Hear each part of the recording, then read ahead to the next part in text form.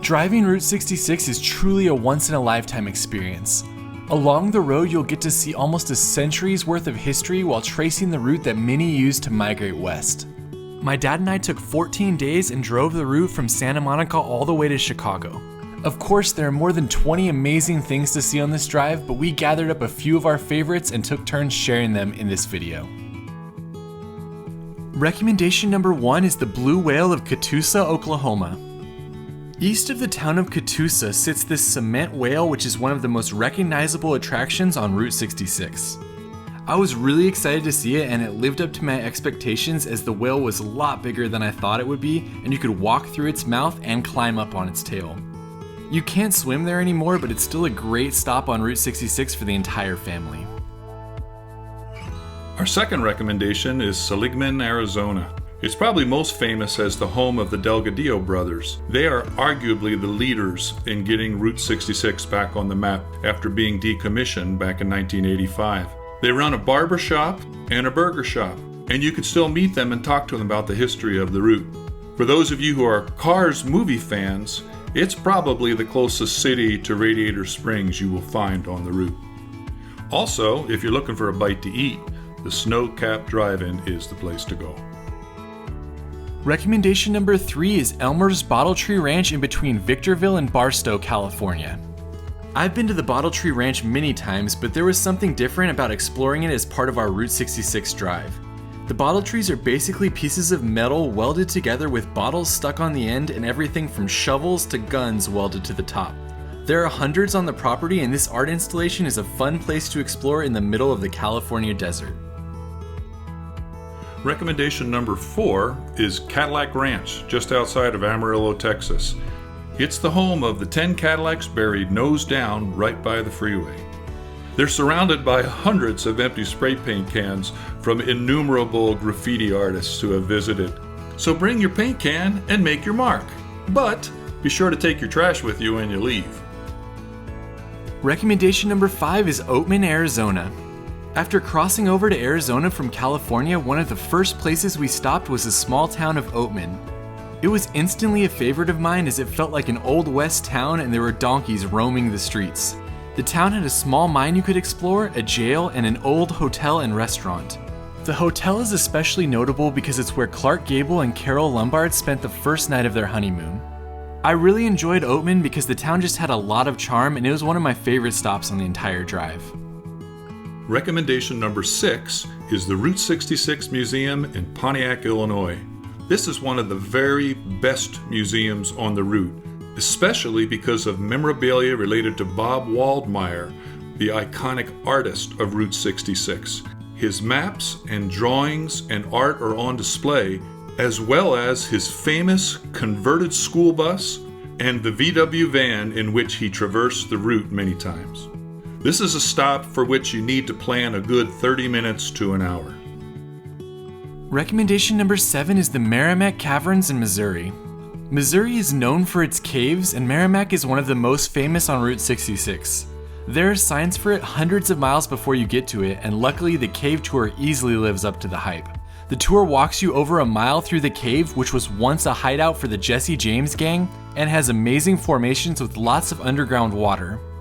Plus, at the end of the tour, they have a patriotic show that they display on the cave wall as well, and that's not something I've ever seen in a cave tour before.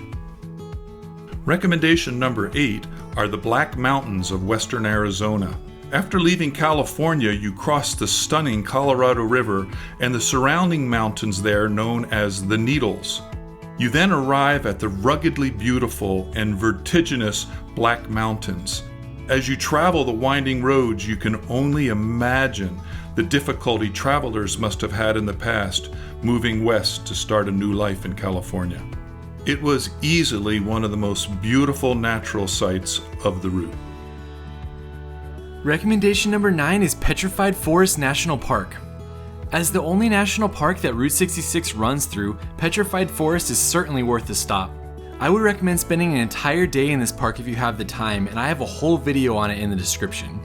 Even if you just go in to see the Route 66 history, you'll still drive past the Painted Desert and can visit the old Painted Desert Inn before arriving at the exhibit. The Route 66 exhibit marks where the road used to run through the park, and it has an old rusted car on display as well. Definitely spend a half day exploring the park if you can, but even if you can't, come in and see the Route 66 exhibit so you get a better understanding of the history of the route through this part of Arizona. Recommendation number 10 is the city of Tulsa. When you go to Tulsa, it's obvious that they are making every effort to bring back Route 66, starting with the amazing Route 66 Rising statue, which is like a symbol of what is happening right now on the route. Some of the highlights to be sure to see are the East Meets West statue, the Buck Adams Space Cowboy, the Mother Road Market, the huge oil driller statue, and the beautiful Meadow Gold sign. Recommendation number 11 is Standing on the Corner Park in Winslow, Arizona. This roadside stop was especially fun for me as I remember growing up listening to the famous Eagles song about standing on the corner in Winslow, Arizona. The fact that the town has adopted this line and dedicated a park in the middle of the downtown area to it is a lot of fun. There were dozens of people checking it out and taking photos, and there are 2 statues of Jackson Browne and Glenn Frey, as well as a flatbed Ford from the song parked right on the corner.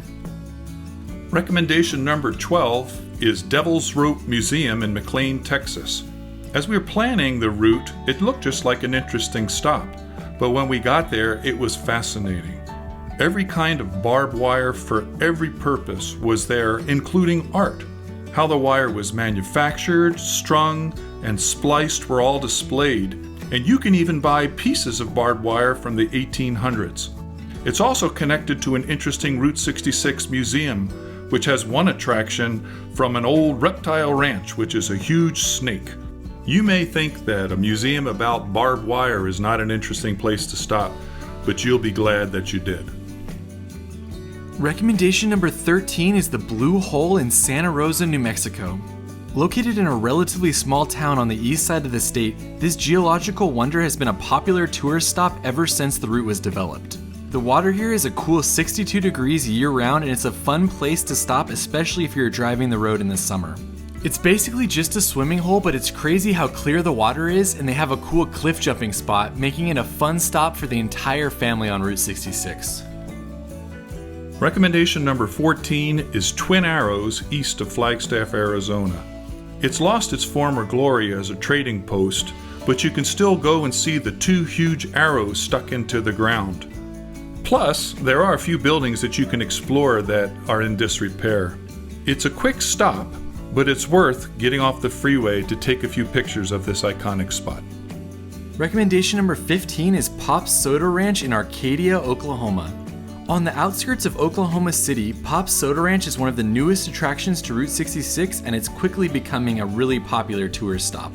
This attraction has over 700 sodas for sale, a small restaurant, and a gas station. Plus, it has a large LED soda bottle outside which is lit up in crazy colors at night. We made a late night drive from Oklahoma City to see it lit up, and it was definitely worth it as it's a great stop for photos, especially at night. Recommendation 16 is just to stop and talk to people. We had some great conversations with passionate site owners of the various spots along the way who will be delighted to tell you about how they came to Route 66 and how they developed the spot that they are now running. You'll also find knowledgeable locals, many of whom lived during the early days of Route 66. It's also fun to chat with fellow travelers who have found unique discoveries of their own along the way. So plan to take a little extra time, be brave, and talk to some folks, because for me, it was one of the best highlights of the entire route.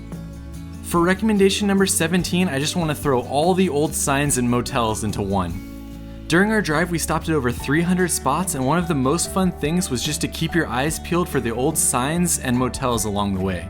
Both the old history and the new are fun to see while driving this famous road, and every single day you'll see reminders of days past on Route 66. Also, be sure to head out at night when you're in some of the more famous towns like Seligman and Tucumcari, since these towns often have some great neon signs to see at night as well. For our last 3 spots, we wanted to share some of the food we liked. Recommendation number 18 is Cattleman's Steakhouse in Oklahoma City, Oklahoma. It is nationally known as one of the top steak restaurants in the country, but as you get inside, the setting feels like you've stepped back into a high-class restaurant back in the 1950s.